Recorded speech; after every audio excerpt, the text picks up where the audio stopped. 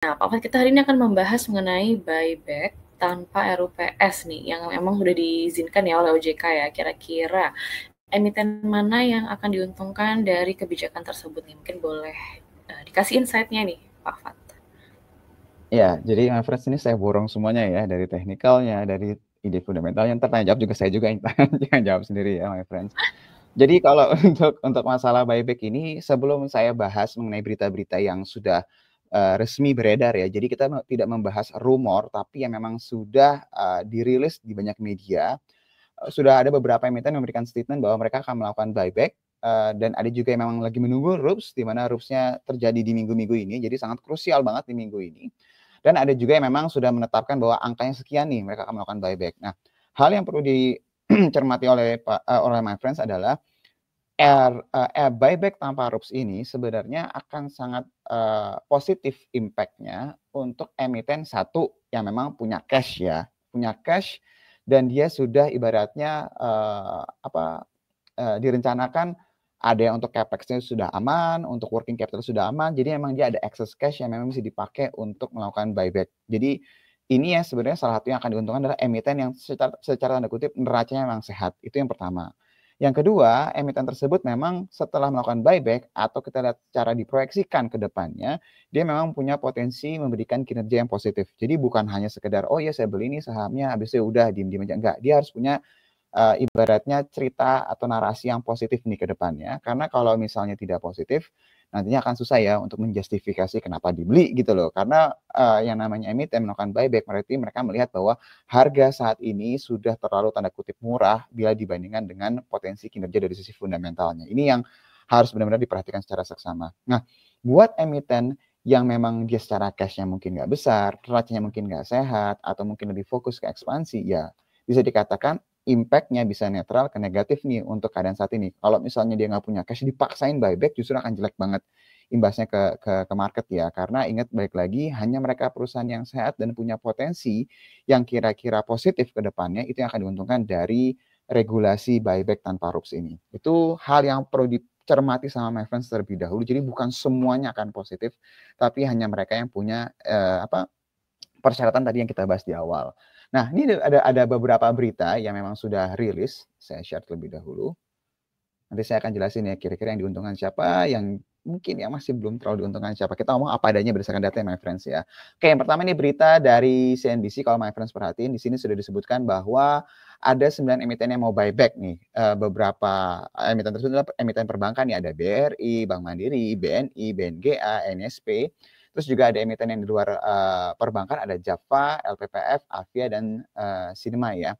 Ini kalau misalnya my friends perhatiin, kalau untuk BRI sekitar 3 triliun, ada juga Bank Mandiri 1,17 triliun, BNI 1,5 triliun. Sebenarnya untuk Bank Mandiri, BRI, sama BNI bukan suatu hal yang mengejutkan ya, karena kita udah bahas berkali-kali dan ini sudah cukup lama ya beritanya, dan kita akan dengar keputusannya di RUPS di tanggal 24, 25, 26. Jadi starting dari hari ini kita akan mendengar keputusan dari RUPS dan seharusnya akan mendapatkan lampu hijau ya, karena memang sudah dibahas cukup lama mengenai hal ini.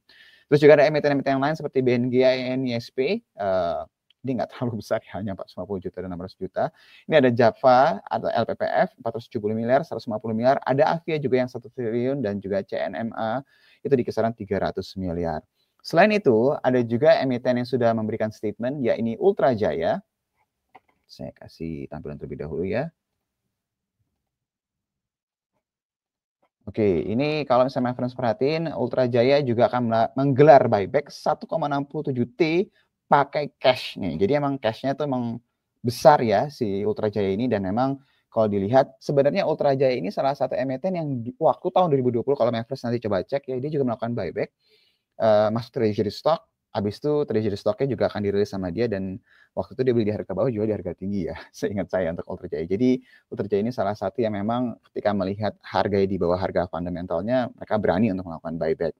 Terus selain Ultra Jaya, ada juga emiten, nah ini yang mungkin cukup memberikan berita cukup besar ya, itu dari grupnya Pak Prayogo, di mana grupnya Pak Prayogo ini kompak akan melakukan buyback saham tanpa RUPS, di mana kalau misalnya kita lihat total dana yang disiapkan untuk emiten-emiten ini sekitar 5 triliun rupiah. Emitennya siapa aja? Ada Chandra Asri Pasifik atau TPIA, Terus juga ada Petrindo Jaya Kreasi Cuan, Barito Renewables Energy Brand, dan juga ada PT Barito Pacific atau BRPT. Ini kalau misalnya kita lihat berdasarkan berita yang sudah rilis, TPI itu berencana untuk melakukan buyback sebesar 2 triliun rupiah. Terus juga ada Cuan yang berencana melakukan buyback sebesar 500 miliar rupiah. Ada juga Brand yang akan mengalokasikan dananya sebanyak-banyaknya 2 triliun rupiah. Dan juga ada BRPT yang akan menyiapkan dana sebesar 500 miliar rupiah. Jadi kalau misalnya kita lihat emiten-emiten dari grupnya Pak Prayogo ini cukup komit ya. Dan kalau misalnya kita lihat dengan keadaan saat ini, mereka juga akan ikutan melakukan buyback. Dan kalau sudah ada statement dari manajemen ini, seharusnya akan segera dilakukan nih. Cuma di sini kalau misalnya kita lihat, di sini ada informasi bahwa untuk emiten-emiten tersebut memberikan tenggat waktu kurang lebih 3 bulan nih dari dari berita ini rilis ya, dari statement mereka ya. Jadi kalau boleh dibilang dalam beberapa bulan ke depan sangat mungkin sekali emiten-emiten ini melakukan buyback. Nah, pertanyaannya adalah dari semua emiten-emiten yang tadi saya sebutkan, kira-kira mana yang tergolong positif, mana yang mungkin netral ya, saya nggak akan bilang negatif ya, tersalah lagi saya. Tapi yang jelas, kalau saat dari keadaan ini yang bisa dikatakan cukup positif, dari keadaan ini sebenarnya dari emitennya Pak Prayogo ya, ini jelas mereka kita tahu beberapa emitennya itu mungkin free floatnya nggak terlalu besar, jadi seharusnya mereka lebih paham lah ya jumlah shares yang beredar di masyarakat. Dan kalau kita lihat mereka memang komit dengan perusahaannya, jadi harusnya buyback ini bisa menjadikan salah satu indikasi positif untuk grupnya Pak Prayogo. Cuma baik lagi ya my friends ya, ketika dibilang buyback bukan berarti langsung naik sahamnya, bisa jadi nanti akan ada mungkin koreksi sehat lebih dahulu, jadi nanti dia akan berada di range tertentu. Nah, itu mungkin baru terjadi buyback, itu mungkin akan lebih menarik. Jadi bukan berarti serta-merta muncul statement seperti ini langsung my friends langsung belanja. Jadi perlu diperhatikan secara seksama keadaan seperti itu juga.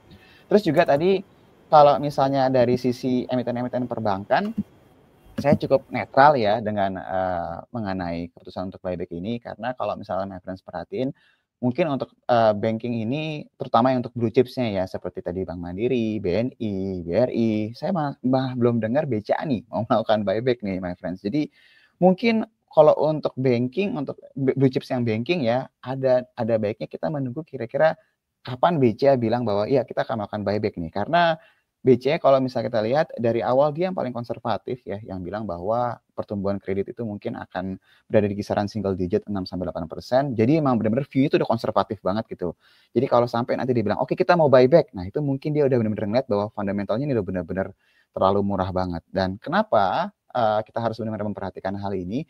Karena kalau kita lihat saat ini asingnya tuh masih kuat banget melakukan net sell ya. Jadi my friend bisa lihat ya, jeda sehari aja sahamnya itu bisa turun bisa sampai 3-5% gitu. Jadi mungkin kalau memang harus melakukan buyback, harus benar-benar diperhatikan banget nih secara timingnya, karena jeda hanya beberapa hari itu penurunan jauh sangat-sangat signifikan. Jadi kalau untuk buyback khususnya untuk emiten perbankan, nanti perhatiin kira-kira jadwal mereka akan berlangsung berapa lama.